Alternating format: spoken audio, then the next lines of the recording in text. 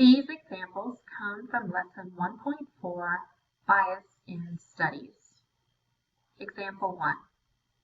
80,000 people attending a professional football game filled out surveys asking their opinions on using tax money to upgrade the football stadium. 70% said that they supported the use of tax money.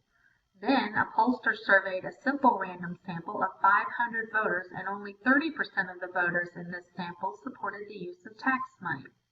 The owner of the football team claims the survey done at the football stadium is more reliable because the sample size was much larger. Is he right? Since it is much more likely that the people at the football stadium who were sampled were actually football fans, the football team owner is probably not correct. You need to remember that a large sample size that is not really representative of the population is no better than a smaller sample size. Example 2.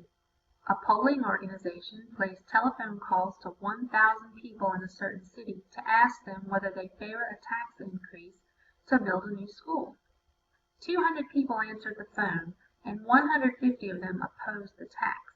Can you conclude that a majority of people in the city oppose the tax, or is it likely that this result is due to bias?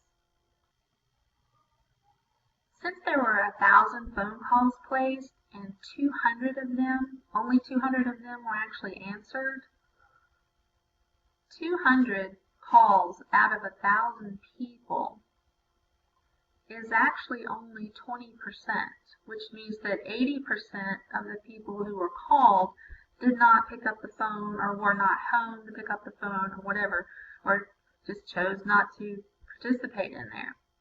Because of the high volume of non-responders, this result is likely due to a non-response bias.